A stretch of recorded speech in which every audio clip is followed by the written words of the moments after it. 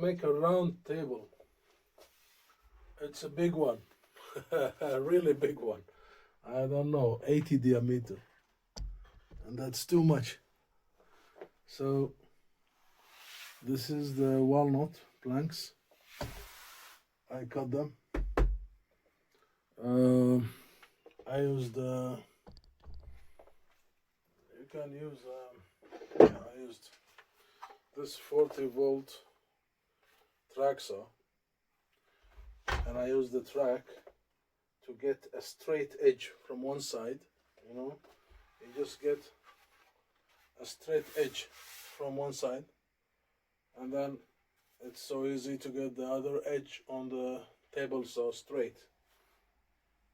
That's if you have a table saw. But if you don't have a table saw, so you just get the first straight edge from here, and then take a measurement from the edge until as long as you can go, and cut the other edge, but to keep all the live edges away. So it is here like 16.5. So I mark 16.5, I mark 16.5 and 16.5, and then I just go with put another edge and just cut the 16.5, so I have it right. That is if you don't have a table saw. But if you have a table saw, much faster, much easier. It's only one cut on this side and the other cut on that side. But you don't need a very perfect saw if you are cutting. This is 3 centimeter thick, but if you're cutting like 1.5, 2, you can use the small baby of Milwaukee. He's good, and he's very good. Of course, that's it. I need to plan the edges. It's not perfectly straight. I feel that I need to hand plan them to make them perfectly straight. And then I am going to make it a foot.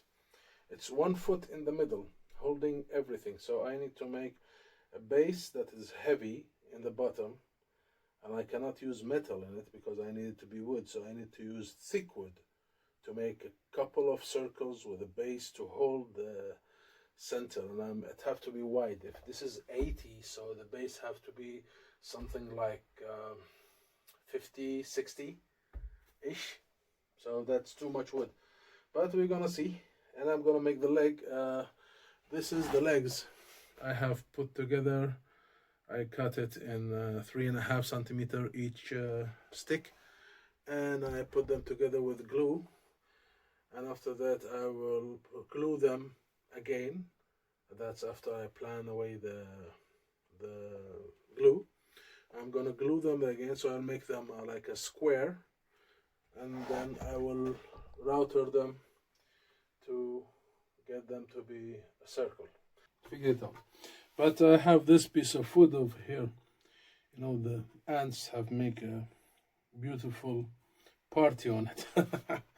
But it will look great when I fill up black epoxy here in this hole and this hole, and I give it a black epoxy dots over here to look something original with give it a good look with the grains of the walnut. But I have cleaned it and take away the parts that I don't want. The rest I'm gonna keep. And just to inform you guys,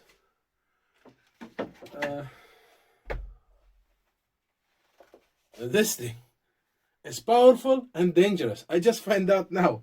I'm used to use this one.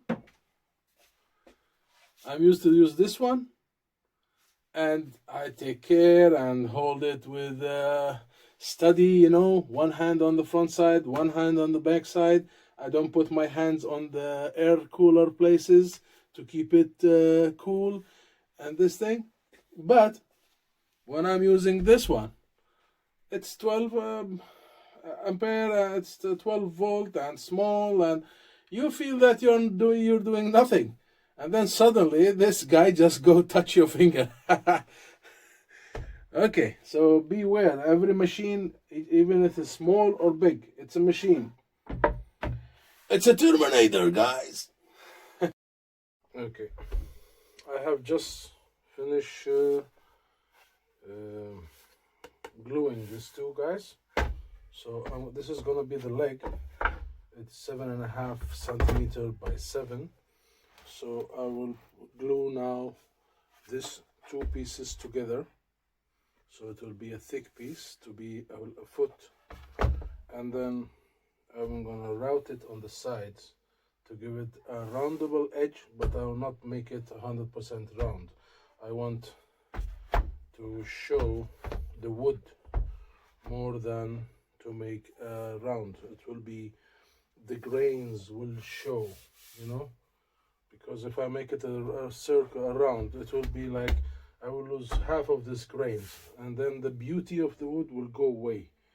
And I made it one piece I cut it from the side, and one piece I cut it from the middle, just to make sure that I will get this two colors effect of the walnut. So I'm gonna keep you guys in touch. The boards are still didn't put them together. I'm still puzzling. I'm not sure, but I will find a way to put them together because I want to fix the grains. So I marked my final decision, but I'm still thinking in moving some of them up and down to get a better decision on the grains, because I need the grains to look beautiful. So this one, if I put it there, I can make it disconnected, all of this together. Okay, I just finished cutting the rough cut. I made it 82 centimeter, the rough cut, 83 by 82. Yes, because I needed 80. And then I will put I will use my center jig for the router and get the perfect circle. That is after I join them together, all of them together. I have to join them. So first I will make some dowels in here. In each one I will make like one dowel every 3 centimeters to make it hold a long time. And I will use Tide Bond Premium to put it together. I think it will hold enough time. I was thinking using the melamine glue, but this one is nice. It's unseen, you cannot see it when you put it, but it is not as perfect as the premium, the blue one. This is a good one. So now I'm gonna start with the dowels. I'll use 6mm dowels to put them in, and we'll see. But the only thing I'm gonna do is after I put them together and clamp them together and finish, it's 100% okay, I will close the edges from down with aluminium tape. I will put them on the bottom, and then I will fill up the edges with black epoxy. It will give it, so it will be much stronger to hold for a long time. I will not need to put something on the bottom to hold the wood together. It will give it more strength. So of course, to cut hardwood, I have used the Milwaukee, the FPGS. Man, this one can cut through everything. And I don't use it on full speed. I use it only on 4 or 5. I just want to try on 6. I never went to 6. It's more than enough on 4 and 5. So I'll finish it and show you guys. I use dowels to hold this table together. Of course, in the old days, I need to use this one to make a line at the middle of the piece of wood, and then I will use this pointy heads in filling up every one. That's why I have hundreds of this. And then I do it very perfectly on a very nice flat edge. I put them like this and put them together, and then with a very flat edge I then clamp them a little bit and let go, so I will have the marking for the other holes. Of course that takes too long time, but suddenly I was watching TV on YouTube and I saw somebody was talking about a jig that you can buy from Woodpecker. So I ordered it from eBay, and it was this jig, self-center. It's perfect, but it's only perfect if you are working on something that it is as 250 or 25 millimeter or 23 millimeter. You cannot take something that is less. See, it's this one is 18 millimeter thick, so you cannot work with something less than 20 millimeter. But the perfect thing is this: you need to locate only the first hole. You don't need to locate anything else. So when you locate the first hole, you just put it aside, start, and then you locate your first hole, make 3 holes, and then you need to just put the pin over here, keep it inside, and then lock it, and then drill the next 3 holes, and then take it out, move it, locate the next hole that you want to use as a marking. Like I mark every hole that I need to use, so I put them on the pin and make holes. And the best thing that you'd need like 5 minutes to get finished with a perfect location of all the holes. And of course you need to remember one thing: always you need to put a marking to know which one is the face, and you need to decide that you are working that the face is facing you. So when you work, when you mark with the pen, when you mark with the hole, when you do anything, you need to remember only that you have the face marking you, so you will not have this few millimeters different in the top, and then you need to plan it, sand it, and do too much work. So always work on one side. Don't use this one on this side and the other one on that side and the other one is this side. You will have it like bumps. It will not be perfect top. So this one come out perfectly. As you can see, guys, it's perfect. Of course I made all of it. I'm gonna glue it, put the nails inside, and I'm gonna glue it, and it will sit down like this for the rest of the night. And I will continue tomorrow afternoon after the glue settle up and calm down, so I can unclamp it. And I'm gonna use every Bessie clamp I have, every straight Bessie clamp I have, to make it 100% perfect top. So wish me luck, guys. You will see after I finish clamping and I open it You will see how it will look like on the end. I just finished gluing the leg. I put them together, as you see, 4 pieces, and I tried to manage to put together the grains as much as I can. This side didn't come well, but this side came perfect. The lines came perfect, and this side is okay. But let us use some water and see how it will look like when I put oil in it. Of course, water is not like the odious oil, but at least we will have a picture about how it will look like.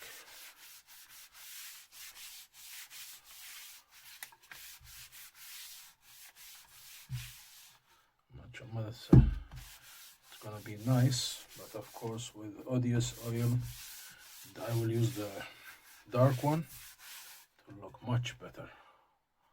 What do you think, guys? That looks amazing. I love the grains. It looks perfect. And I route out this side to use it as a dowel. I'll make it sit. I will route a dowel for it and put it in the base, so it will be much stronger. And then on the top I will do the same thing. This is what I'm gonna do. So I'll finish and I'll show you guys what it will look like. I forget to show you. I just finished putting together the first face, the first half, and it's man, I just clean it with some water to see how it will look like. It's impossible, man. The grains is very beautiful. I love working with olive oil, with walnut. The grains is perfect. Imagine this is with water. You know how it will look like when you put odious oil on it. Okay, now I've just finished routing this table in a perfect circle. Now I'm gonna use dark black epoxy to fill up the cracks in here, you know, the holes and the cracks, to make it look stable. This is the back, not the front. It's the back of the table. The front side is perfectly clear wood. This I'm gonna just fill up epoxy in these cracks to make it stronger and more powerful. And I'm gonna use this one to be in the base. This is the leg I'm gonna use. I'm gonna use a tiny leg. So I made a cross in 50 centimeter length, because this is 80. The table, the round table is 80. So I made a cross in a 50. This cross will be on the top of the leg, like this, to hold the table from the bottom. I don't want it to be big because I want it to be smaller than it can. I'm gonna route the side. It will look perfectly quiet and fitting with the wood. Then I will route here through this 7 centimeter piece. I'm gonna route through it and put the leg inside. It will go all the way inside, so it will have a very stable base. That will make it stable and steady. It's a very heavy piece of wood, and we're gonna see how it will finish. I'm gonna use only epoxy glue in fitting the leg in here, and I'm gonna use epoxy to make that piece of table please get to be 100% steady and after that I'm gonna open here, route it out to have the cross inside to hold the table up. So this is how it's gonna be. Gonna finish it maybe today, but the epoxy will take like 2 days to cure, so the legs and the cross will be finished today. Put it together dry, put them together, and then I will glue them. Of course, this table will have only screws in here that will hold the top. Everything else is glue and dowels. I'm not using any kind of screws in this table. It only will be screws to hold on the top, to the bottom, to the base, because I don't know. I don't know how it's gonna be used, but I'll make it with screws so it will not fall apart. Okay, now technically I finished the third circle in this table. This is the base. It's gonna be like this, and I'm gonna fit this one on the top of it. So it will be a small base, but really heavy to hold on. Of course, I'm gonna route in here, so I will go halfway deep inside. It will be, this is 6 now, after I routed straight. It's almost 6.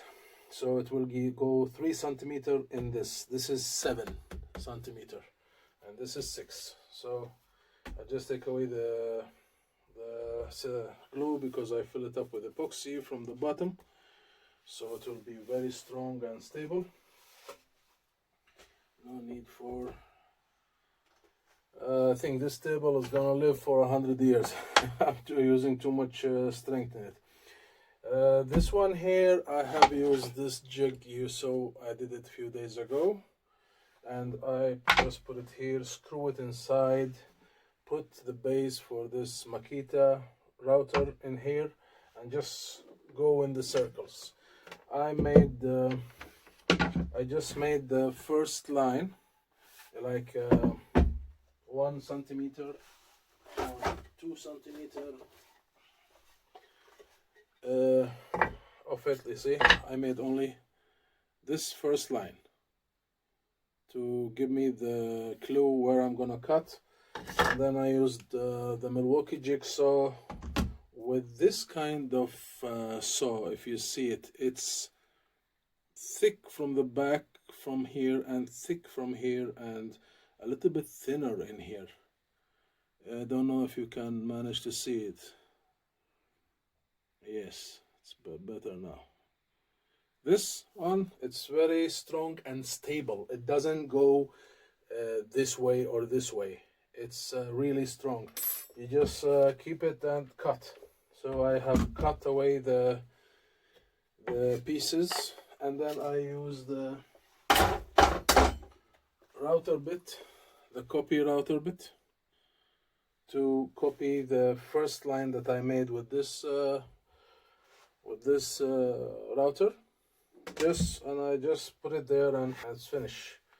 Of course, the Milwaukee, I use it only for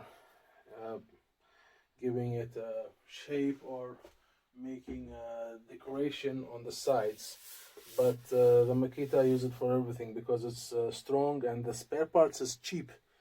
Man, it's a very handy thing when you need it. Okay, now this one will have decor on the top.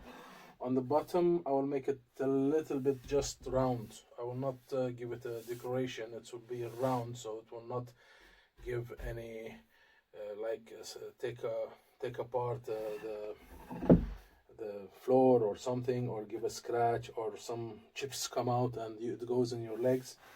And the foot will be, I will make a small decor over here to make it roundable, because this is round, everything will be round, so this top will be round. The bottom I will not give it anything because I'm gonna put it inside. It will hold on. And on the top I'm gonna fit this one in here, so it will hold the table like this, and it will hold the table. I'm gonna route it inside the leg, so it will hold the table. And then the table is over here. I think the epoxy is bad. I'm gonna take out the stickers, sand it until 400 maybe, and then it will be everything done. So technically now we are just putting together the parts. I made this to fit in this cross to make it fit inside. You can see I have only used a saw, hand saw, and some chisels, and I have always this piece of leather so I can always keep my chisels sharp when I work. And now I just finish it. Let's see how it fits.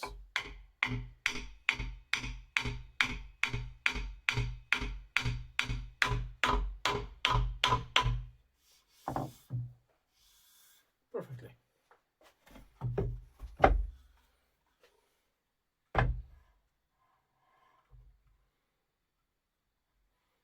And it is holding strong enough to lift up the whole leg, and it is really heavy because there is under it all of this wood to keep it steady, so it is heavy. But as you can see, I can lift it without glue, without nothing. It fits 100% in, not moving. Of course, I'm gonna put some glue. That's all. You don't need a jig, you don't need a saw, you don't need nothing. You need only to measure, cut. That's all. Have fun. Okay guys, the legs is finished perfectly. I didn't like the dead edge over here, so I have sliced it 4 millimeter, and I have sanded perfectly, and I'm gonna route it like a circle and put them over here. It will give it more life, you know. It will just, I don't know, like this it's dead, you see. It looks dead, but if I put the edge like this, it will look alive. So it will go with the lines that coming in here, you know. So it will be perfect with the lines that coming down on the bottom and on the top. I think about doing this. It will look much better, because like this it's dead end. I feel that it is like something missing in this place, you know. And I finished the top.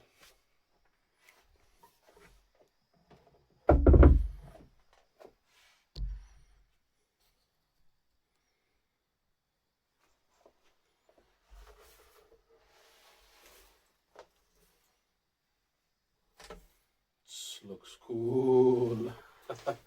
Very cool. And I sanded until 600, and then I'm gonna use ODS oil on the top, and when I put the oil I will use this sander, the orbital, with a 1500 to give it the last silky smooth top. And that's after I finish everything. But now it's until 600 and it is like glass. Of course there was, you know, every live edge have this woods and some places that hole and this thing. So I fill it up. I fill up this hole, This one was a big one, and I had another one over here. It was a big one, and I had this one here. But over here, if you see this, I'm just gonna put it up a little bit. See this one? This cracks. This was very small cracks, but it was not deep. It was only a couple of millimeters on the top, so I used a 2 millimeter head, you know, for a router, and I went 3 millimeter deep with the router, and I route away the cracks, so there will be no possibility to have the wood crack afterward. It didn't need, nothing here needed a butterfly to close it. It was perfectly clean wood and clean slabs, and it was perfect. I'm gonna just sand it and finish it, and then put the finish on it. Walnut round table on the way. This is water.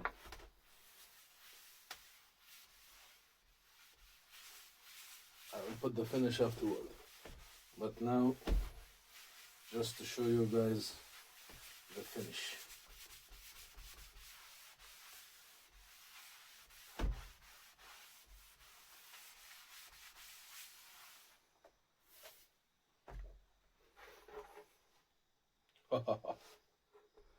Looks perfect.